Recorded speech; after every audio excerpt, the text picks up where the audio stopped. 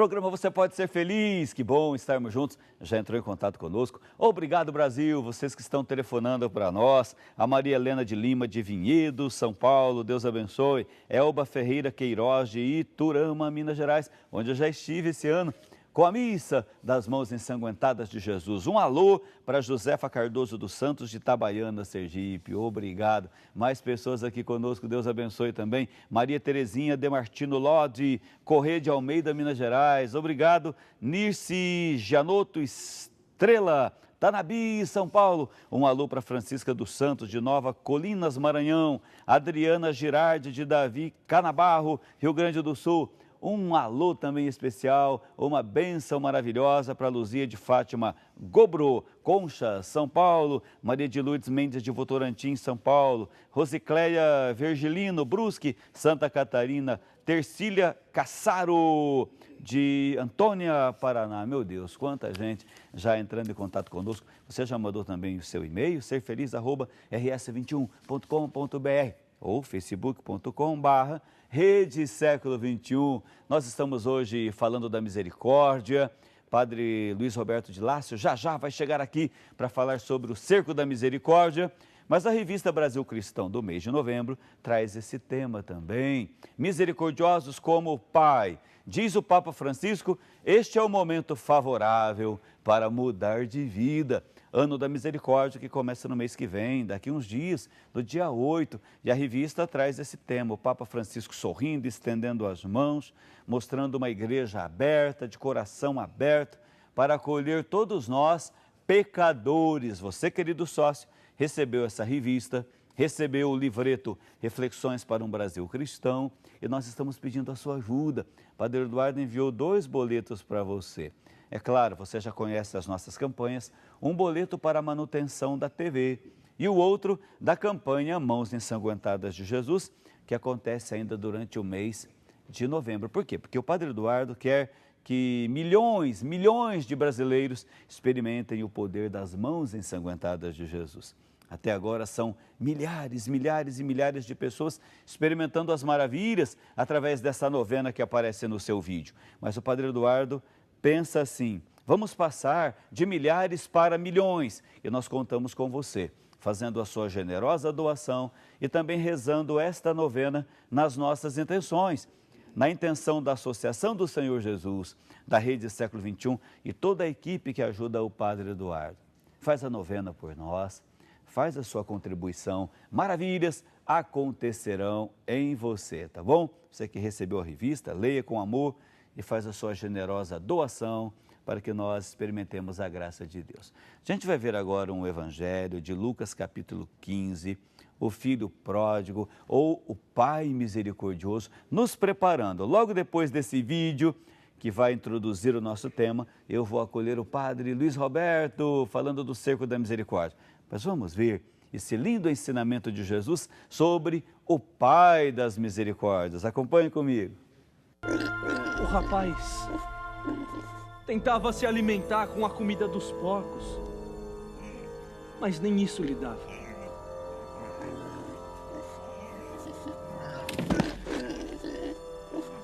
Então ele caiu em si e disse: eu vou embora! Eu vou voltar pro meu pai. Eu ia dizer: pai, eu pequei contra Deus e pequei contra ti. Eu mereço mais ser tratado como seu filho. Trata-me como um de seus empregados.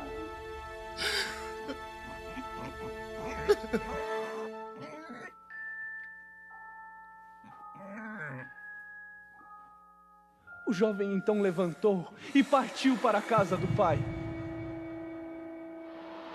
Quando estava chegando, o pai o avistou e sentiu compaixão.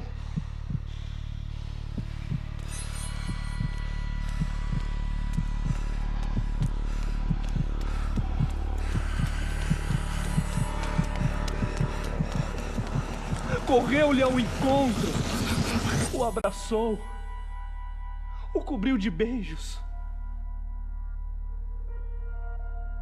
Pai, Eu pequei contra Deus e pequei contra ti. Já não mereço ser chamado de seu filho. Mas o pai mandou chamar um empregado e disse: tragam a melhor túnica para vestir este meu filho.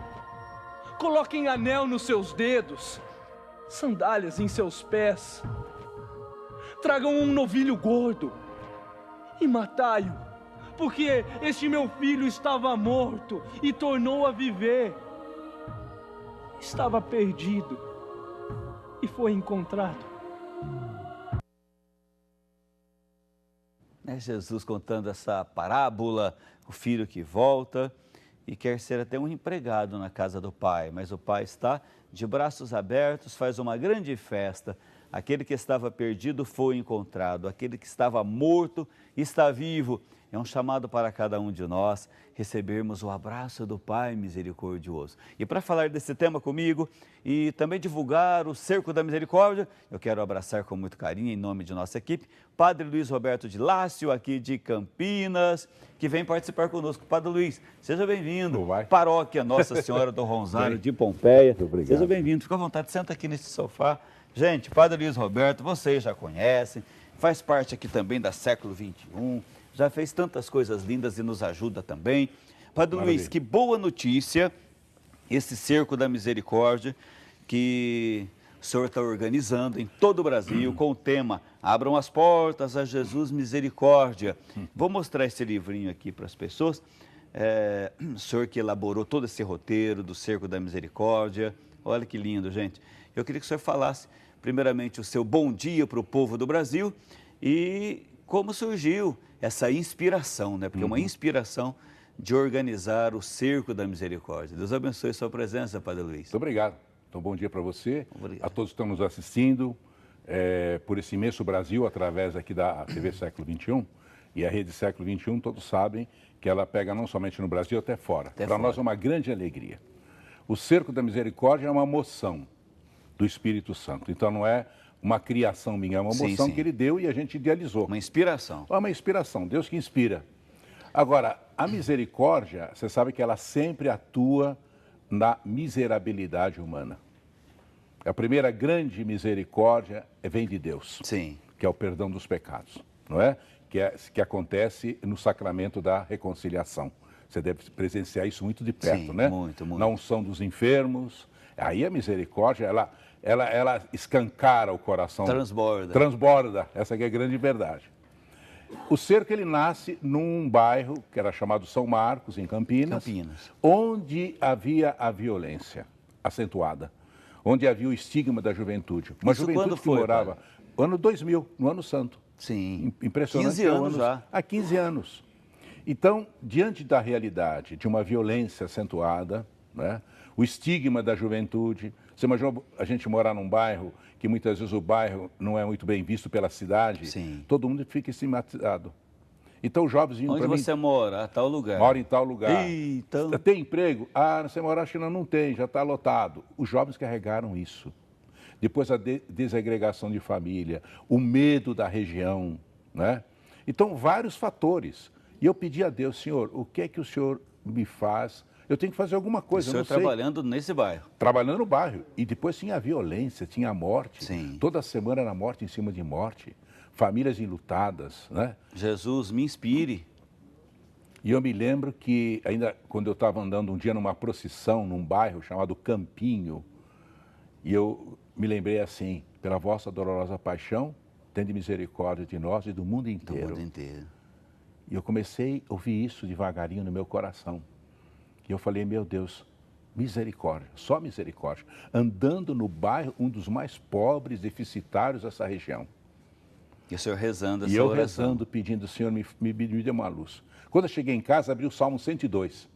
O 102, no versículo 4, diz assim, Deus cerca de carinho, compaixão o seu povo. Sim. Eu falei, Deus cerca, pela vossa dolorosa paixão, e Deus cerca, cerco da misericórdia. É. Mas eu quis confirmar. Aí confirmei, chamei um grupo, que era um grupo forte de oração, sentamos, saiu livros de Esdras. E Esdras diz assim, restaura o meu templo profanado. Sim. Mas a volta dos exilados. Mas veja, eu estou num bairro tem 25 anos, 30 anos, não era paróquia, era comunidade.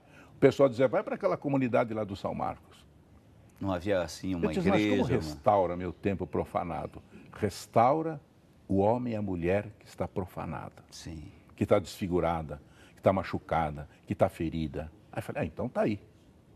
O que eu fiz? Escrevi direitinho, fui consultar o bispo, na época era Dom Gilberto. Sim. Me disse, não há problema nenhum, você pode ficar tranquilo. Fiz um roteiro, porque eu falei, vou fazer 7 dias, porque era no tempo da Ascensão. Da Ascensão ao Pentecostes são 9, né? São. Mas são 7 dias fortes. E nós fizemos o primeiro cerco e eu escrevi um roteiro. Porque a minha pergunta sempre foi, o que uma pessoa faz em 1 hora de oração? Às vezes você não sabe. As pessoas às vezes ficam ali, às vezes só reza o terço e não sabe Então aí tem o cerco da misericórdia, que você pode rezar com o terço mariano e o cerco da misericórdia com a palavra de Deus. Sim. 7 dias com temas da misericórdia.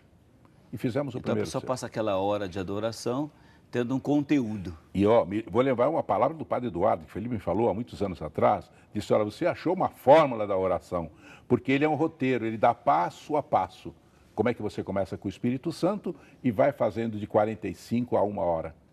E assim isso houve, quando o senhor começou há 15 anos atrás, o senhor foi vendo os frutos no bairro e depois isso foi se expandindo.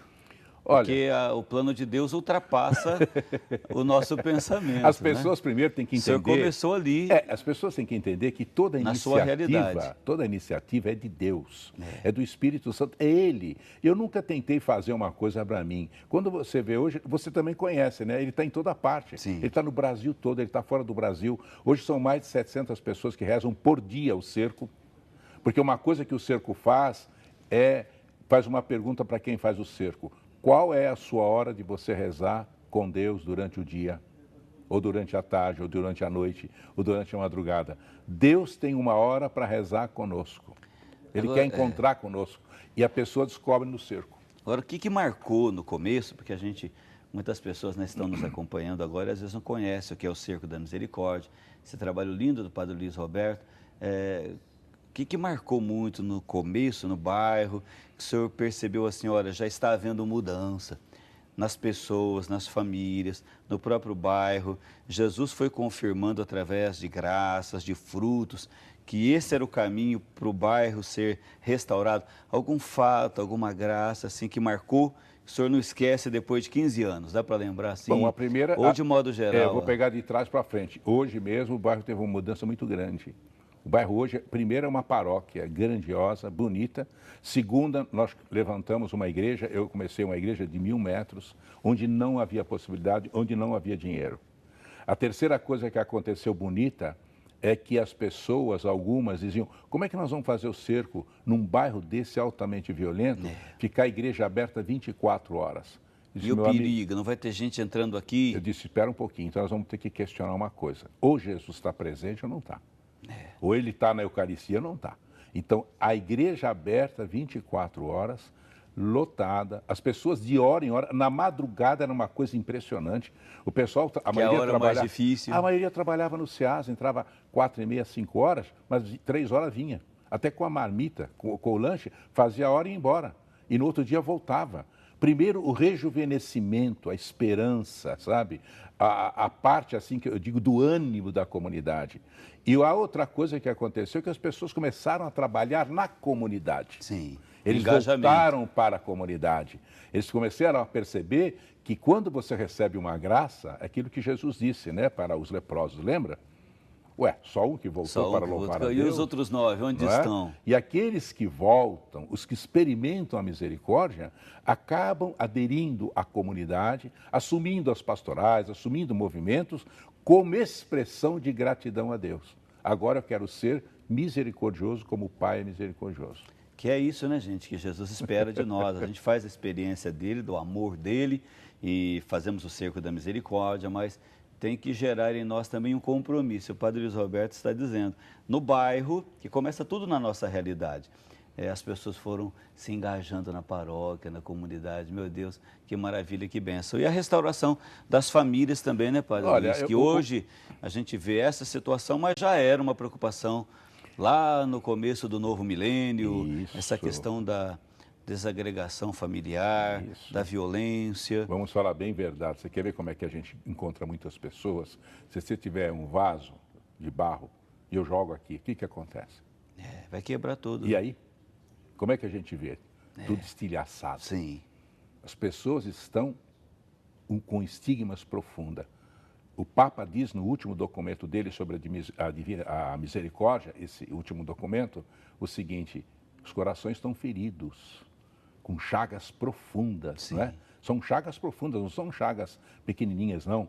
E que precisa mesmo do remédio da misericórdia. Quer dizer, a misericórdia é esse debruçar, não é? É esse gesto de encurvar, quer dizer, Deus que encurvou, e quando Ele encurva, Ele vem, Ele abraça, Ele acolhe, não é verdade? Esse Pai, né, misericordioso. É um Pai misericordioso que acolhe nas entranhas. Não é um abracinho qualquer, um beijinho tico. Sabe esses beijinhos meio xaropinho que a gente vê? Sabe essa coisa meio falsa? Né? Vai dar o beijo para não estragar a maquiagem? Não é isso aí. Né? Então eu vejo que você entra na entranha. Um envolvimento, né? Eu vou só te fazer uma pergunta. Agora, Mariana, a situação toda daquele povo, o sofrimento, as grandes periferias, com essa matança de juventude, não é? Como é que é uma guerra, que é uma coisa... coisa... que a gente está num país que a gente vê sofrer as pessoas com deficiência, os idosos? Como é que o cristão, como é que nós estamos enxergando isso? Será que a gente enxerga com os olhos da misericórdia? Deus, quando olha, Ele olha com um olhar misericordioso. Ele abraça, né? Ele abraça. Não só, porque hoje a gente tem muita informação, às vezes a gente vê um jornal, vê uma internet, lá em Mariana acontece, aí dá aquele sentimento, coitadinho das pessoas, o peixe morreu, coitado do pescador, mas eu abraço, né? Eu tento realmente Você sentir, tenta colaborar. Entrar ali, é como quando falece uma... Eu, quando acompanhei muitas pessoas que faleceram, assim, vítimas da violência... É só ir lá e jogar uma água benta, Não, vítima da violência... Eu posso contar um casinho, né? Pode. Eu fui acompanhar uma senhora que tinha perdido o filho com 15 anos, nos Amarais, no cemitério, e ele tinha sido matado. E quando eu cheguei de madrugada, ela estava sentada do lado do caixão, com a cabecinha baixa, e eu conversava um pouquinho com ela, só estava ela e eu, ali velando. De repente, essa senhora levantou para mim, tinha um corte da cabeça assim, tudo cicatriz. Sim. E ela, se via que ela tinha o cabelo comprido, ela que tentava escolher. Uma hora que ela me deu a oportunidade, eu perguntei, mas o que aconteceu? O que é essa marca só aí? Teve um acidente? Ele falou, foi ele. Quando ele tinha 12 anos, ele começou a usar droga, ele pegou uma faca, me abriu daqui até aqui. Mas estava ali, né? Eu nunca mais esqueci. Sim. Mas, padre, apesar disso, eu o amo. E estava ali cuidando dele, velando. Então, a gente tem que entrar nessa profundidade, na entranha desse sofrimento, para você trazer para si. Então, eu prometi a mim mesmo que trabalharia incansavelmente no São Marcos para ajudar a restaurar aquilo que o livro do Esdras falava. Restaura o meu templo profanado. Sim, que são as pessoas. E lá, só para você saber, o incentivo foi colocando mais de 40 jovens na universidade. Olha aí. Um trabalho de incentivar, de motivar, de rezar, de acompanhar. Depois nós começamos a salvar também aquele ribeirão, aquele bairro, foi plantado mais de 18 mil árvores para ligar a vida com a ecologia, a vida com a cidadania, não é? A vida com a vida, quer dizer, a vida é a prioridade máxima, absoluta. Isso tudo é manifestação da misericórdia. Da misericórdia, porque a misericórdia quer fazer de novo a vida voltar a viver. É verdade. Gente, nós vamos fazer um intervalo, olha que coisa linda que o Padre Luiz Roberto está nos explicando, mas depois ele vai falar para nós, de 1 a 7 de dezembro, o Cerco da Misericórdia a nível nacional, de que maneira vai ser organizada as atividades, as orações. É muito interessante, cada hora do dia um estado brasileiro, mas é depois do intervalo que vai explicar para nós. Continue com a gente, o intervalo é bem rapidinho.